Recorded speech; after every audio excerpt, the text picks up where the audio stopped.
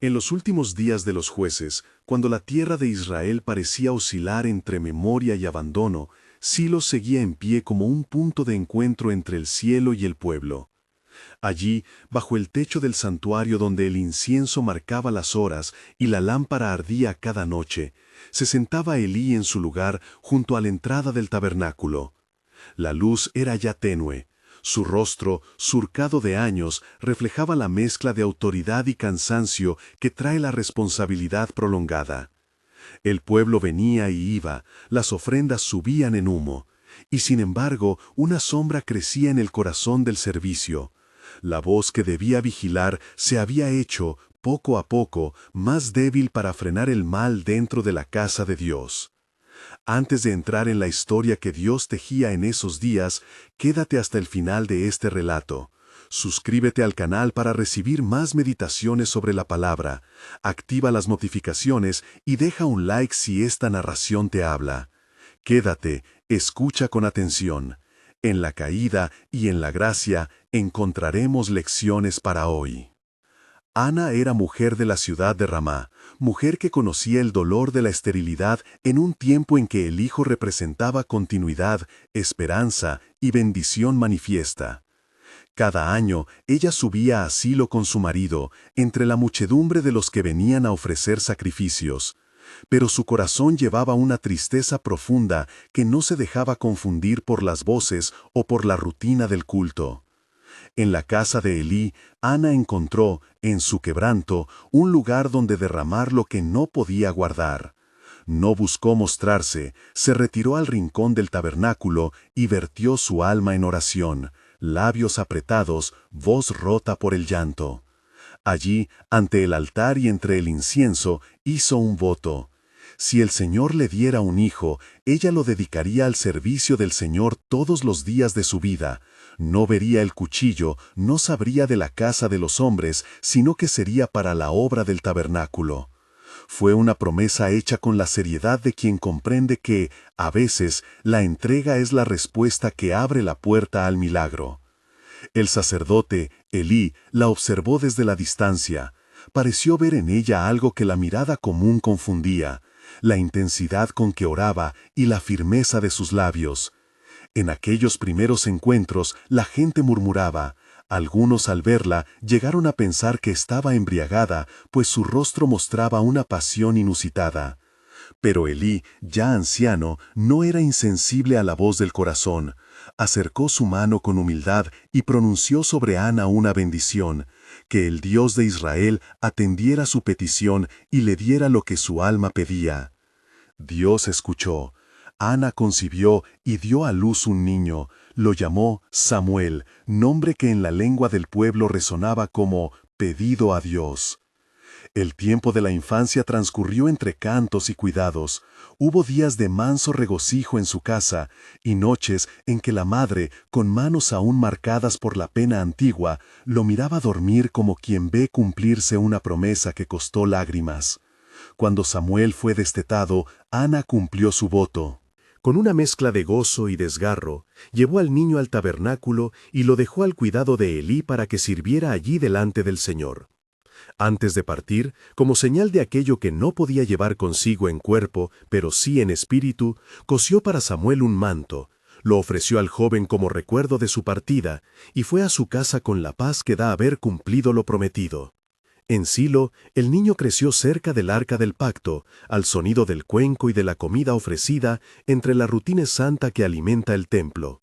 Aprendió a dormir bajo la sombra de las cortinas del santuario, a levantarse con la voz del ceremonial y a responder con respeto a las indicaciones de Elí. El anciano, si bien faltaban sus correcciones frente al mal que germinaba en su casa, mostraba en ocasiones ternura hacia el muchacho. Lo llamaba por su nombre y lo protegía en los pequeños modos de quien aún guarda dignidad y cansancio. Mientras Samuel crecía con sencillez, la casa de Elí se había ido tornando en escenario de una corrupción que no se anunciaba por grandes blasfemias abiertas, sino por gestos repetidos que degradaban lo sagrado. Los hijos de Elí, Ofni y Finés, abusaban de su oficio. Tomaban con mano ligera de las porciones destinadas al altar, se apropiaban de lo que pertenecía al Señor, sin reparar en el reclamo de la conciencia ni en la ofensa a la gente que traía sus ofrendas. Su actuar no era secreto, los murmullos del pueblo llegaban al tabernáculo, y con ellos la inquietud. Elí, aunque sabía, no puso la mano con la firmeza necesaria para corregirles. Su voz, que debía haber sido como juez justo, se vio debilitada por la edad, por la costumbre o por temor a la pérdida del honor. Así, la inercia se convirtió en omisión, y la casa consagrada fue mancillada por la negligencia de su cabeza. En medio de ese declive, Dios no permanecía ausente. Un hombre de Dios vino a anunciar palabra de parte del Señor. Habría juicio sobre la casa de Elí por la impiedad de sus hijos y por la tolerancia de Elí. Las palabras de aquel mensajero fueron duras en su forma, pero solemnes por su verdad. La casa del sacerdote sería quebrantada. Ya no sería refugio de discreción, sino ejemplo de lo que ocurre cuando el liderazgo olvida su primera fidelidad. Elí escuchó la voz que venía desde el altar hacia afuera y no respondió con orgullo ni con excusas en exceso. Más bien, reconoció la verdad en lo que se le decía. Su pecho se llenó de dolor, pero no halló la fuerza para enderezar lo que el pecado había deformado. Aceptó la sentencia con una mezcla de pesadumbre y resignación. La palabra de Dios, una vez pronunciada, pesa sobre toda casa. En las noches en que Samuel dormía en el tabernáculo, la calma parecía suspender el aire. Pero una noche, cuando la lámpara ya se consumía en su aceite y el silencio se volvía denso, el muchacho oyó una voz que lo llamó por su nombre. Se levantó y fue hacia Elí, pensando que quizá el anciano lo había llamado. «Tu siervo oye», decía la costumbre. Así Samuel atendía. 3 veces repitió la voz en la penumbra, y 3 veces Samuel corrió al anciano. Finalmente Elí comprendió que la voz no provenía de su propio llamar, sino de fuente divina. Instruyó al joven con humildad. Cuando oyera de nuevo, debía responder: «Habla, Señor, que tu siervo escucha». Y así Samuel, niño en apariencia, abrió su corazón y, esa vez, la palabra de Dios halló oído dispuesto. La llamada que vino fue clara y transformadora. El Señor habló, y Samuel, bajo la guía de Elí, comenzó a recibir revelación. No fue una gloria estridente de fuego, ni una visión exagerada. Fue la forma en que Dios suele acercarse, en lo simple, y deja a la vez honda huella en quien escucha. Con el tiempo, el muchacho fue reconocido entre todo Israel como aquel por quien Dios hablaba. Su nombre se apoyó en la historia como señal del regreso de la voz profética al pueblo. Mientras tanto, en los corredores del tabernáculo, las acciones de los hijos de Elí se volvían más groseras. La gente murmuraba con creciente amargura, y el santuario, aquel lugar que debía ser punto de encuentro entre el pueblo y su Dios, se sentía como jaula repleta de sombras. La profecía que había caído sobre la casa de Elí no fue olvidada en el silencio. El anciano, sentado en su asiento, veía pasar las gentes y sentía en el pecho el peso de la responsabilidad no ejercida. A veces, en la intimidad del tabernáculo, la imagen de aquella lámpara apenas sostenida por aceite le parecía la metáfora de su propio ministerio. Una llama que aún ardía, sí, pero que amenazaba con apagarse si nadie la avivaba. La ausencia de disciplina convirtió la reverencia en rutina. La rutina se gastó hasta dejar al servicio como un gesto mecánico, propicio para el escarnio de quienes usaban el nombre de Dios como si fuera un amuleto. En este paisaje de promesas y de fallas, la historia empezó a tensarse hacia 2 destinos opuestos: el de una casa que sería quebrantada por su propia negligencia, y el de un joven de mirada serena al que Dios iba a usar para traer restauración. La tensión se palpaba en las calles, en los murmullos junto a la fuente, en los gestos de las madres que presentaban ofrendas, en las noches en que el humo del incienso parecía concentrar el drama de una nación que había confundido presencia con propiedad del arca. El arca del pacto, símbolo supremo de la presencia divina, corría el riesgo de ser tratada como talismán. El pueblo, en su aflicción por la guerra, aprendería cuán peligroso es reducir lo santo a objeto que asegura favor. El hombre de Dios, cuya voz había traído la sentencia, no fue el único que habló. Hubo también advertencias que vinieron como eco, relatos de cobardías en el campo, de corazones que buscaban seguridad en asociaciones mundanas, de líderes que preferían mantener su honor antes que corregir con mano firme. Elí, con su sotana ya gastada, vivía la contradicción de quien había reconocido la verdad de la palabra que lo señalaba, y sin embargo, era huésped de la impotencia. Su mirada, adusta y suave a la vez, velaba por el muchacho que el pueblo consideraba ya instrumento del Señor, mientras en el fondo sabía que la casa que representaba se encaminaba a vivir la consecuencia de su omisión. La palabra divina que se manifestó a través de Samuel comenzó, con lentitud humana, a transformar el ambiente. Algunas personas que habían perdido la esperanza volvieron a inclinar su oído. Otras, escépticas por años de costumbre, miraban con recelo. Pero la historia no se movería sin choque. La tensión social y espiritual que había aumentado en Silo estaba destinada a estallar en una escena que mostraría cuán serio es para Dios el descuido en el cuidado de lo sagrado. El relato se acercaba a su punto de inflexión. La prueba militar que Israel habría de enfrentar, la captura del arca por los filisteos y la muerte de Ofni y Finés. Aquellas noticias, cuando llegaran, no solo herirían el corazón de la nación, sino que, en particular, atravesarían como un cuchillo el pecho de Elí, cuya vejez y falta de corrección tendrían, finalmente, un costo visible.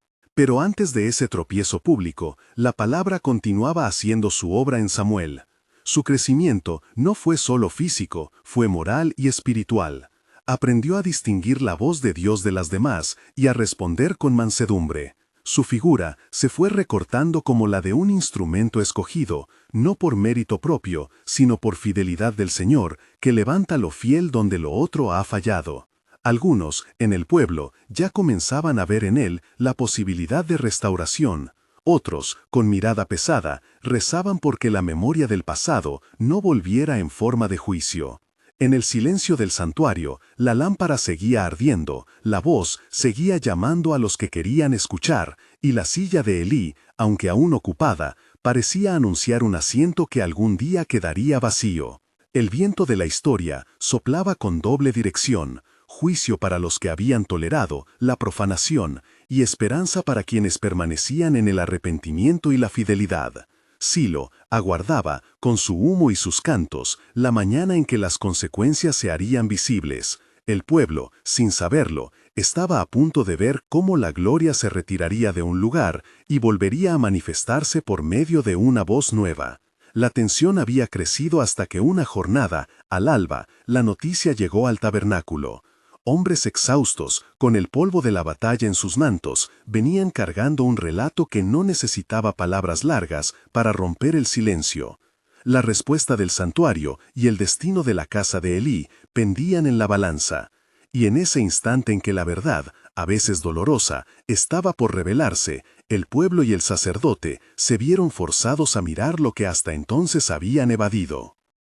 Entraron los mensajeros al atrio del santuario como quien trae un viento cruel, las vestiduras hechas jirones, el polvo adherido a las sandalias, los rostros cubiertos por el espanto.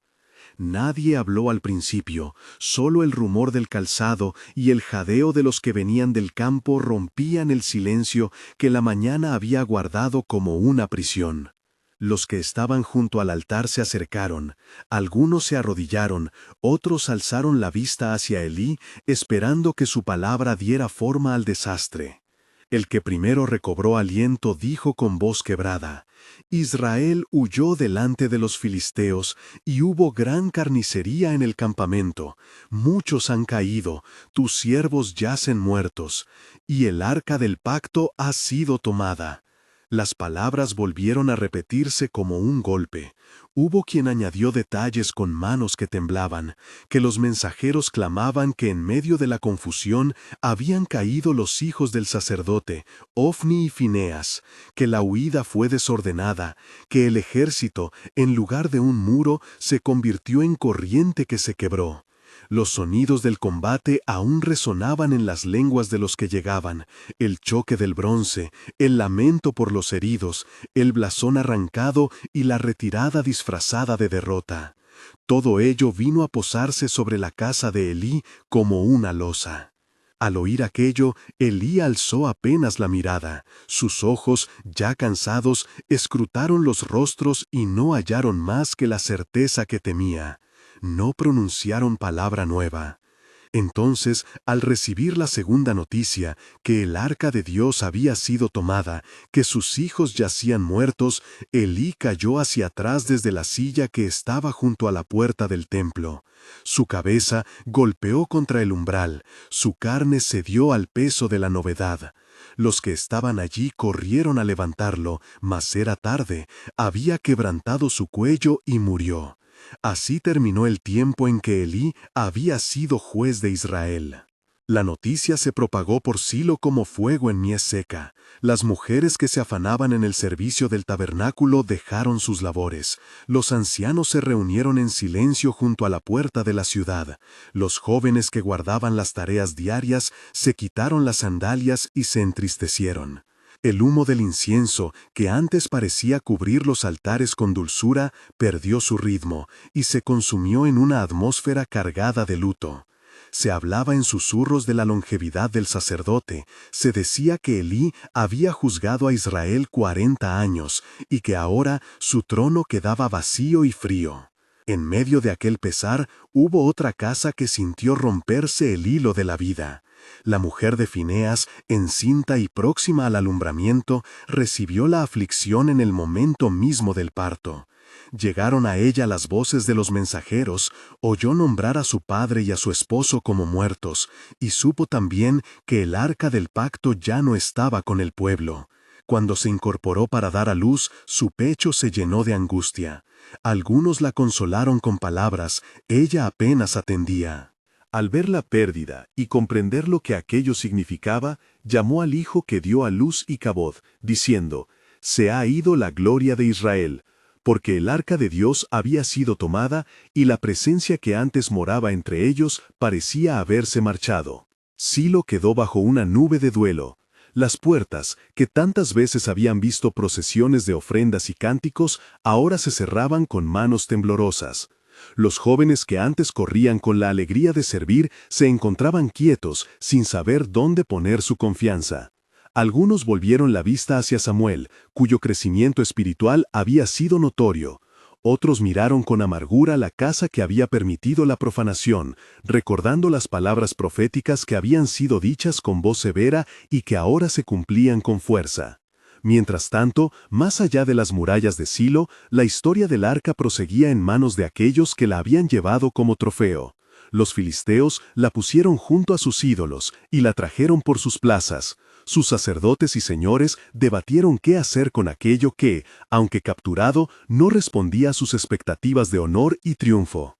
En su orgullo no entendieron que aquello que habían tomado era signo de una presencia que no se reduce a objeto, y que la gloria que parecía conceder ventaja a quien la posee no se somete a la voluntad de los poderosos.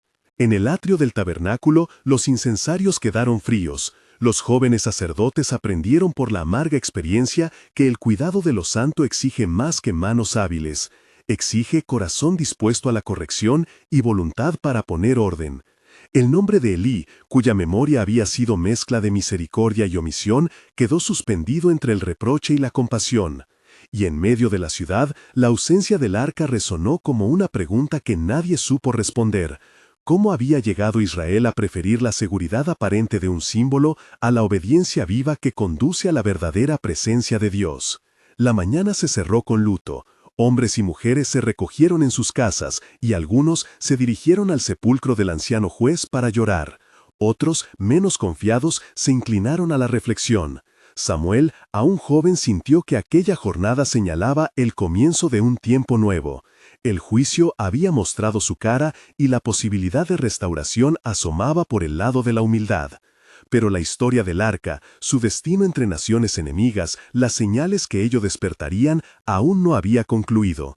Los pasos que vendrían serían duros y hablarían otra vez del poder de Dios y de la soberanía que no se compra ni se captura. Los filisteos, llenos de presunción por la victoria, llevaron el arca del Señor y la pusieron en el templo de Dagón, junto a la efigie de aquel dios, como si entre los vencedores y el objeto del culto no mediara otra ley que la fuerza. Al día siguiente, al entrar los hombres del lugar, hallaron la estatua de Dagón caída rostro en tierra, postrada delante del arca del Señor, y el ídolo tenía la cabeza y las manos cortadas, tendidas sobre el umbral del templo. Los sacerdotes de Dagón y los ancianos de Ashdod recogieron la estatua y la pusieron en su lugar. Mas al amanecer siguiente aconteció otra vez que Dagón había caído delante del arca, y solo quedó su tronco. La cabeza estaba de nuevo sobre el umbral del templo, al parecer humillada, sin manos. El terror se enseñoreó en la ciudad, una voz de temor corrió por los mercados y las casas. Los hombres de Ashdod comenzaron a sufrir una plaga que los afligió con tumores en sus carnes, y, como si una mano invisible hubiera abierto la tierra, ratones se multiplicaron en la comarca, carcomiendo cosechas y sembrando desolación. Ante la presencia de aquel mal que no podía ser comprendido ni detenido por sus sacerdotes, los filisteos concluyeron que el arca no traía consigo la gloria que ellos imaginaban, sino una fuerza que les era extraña y terrible. Temiendo mayores estragos, los príncipes de los filisteos reunieron consejo. No hallaron remedio alguno en los ritos de sus dioses. Decidieron entonces trasladar el arca de Ashdod a otra ciudad de la tierra de los filisteos, a Gat. La llevaron y allí la colocaron, pero la plaga no se mitigó. La mano del Señor siguió pesando sobre la gente y los tumores se propagaron también en Gat. Desde Gat la enviaron a Ecrón, y cuando los habitantes de Ecrón vieron aquello, clamaron con voz incontenible: ¿Por qué nos han traído a nosotros el arca del Dios de Israel para matarnos y para entregarnos en manos de los habitantes de otras tierras? La ciudad se llenó de lamentos. Los príncipes de los filisteos tomaron a su pesar la decisión más clara que les quedó.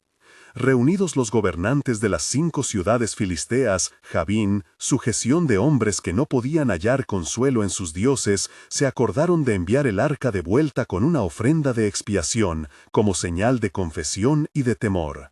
Cada uno hizo un presente de oro representando el mal que había azotado a su pueblo, piezas de oro semejantes a tumores y figuras de ratones de oro por las ciudades en que se había manifestado la plaga.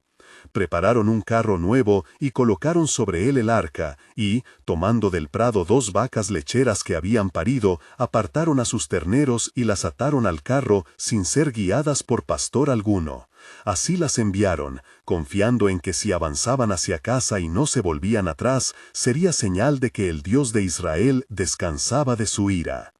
Las vacas, sin pastor, partieron y siguieron su propio impulso, andando derechas hacia la tierra de Israel, y no se apartaron a la derecha ni a la izquierda, sino que fueron derechas a la llanura de Josué, a la ciudad de Bet-Semes. Los hombres de la ciudad, al ver el carro y las vacas y, sobre todo, al contemplar el arca del Señor, se regocijaron con gran gozo. Cortaron las ruedas del carro y sacrificaron las vacas como ofrenda al Señor. Sacrificaron sacrificios y alegráronse, porque el arca había vuelto a orden de Israel.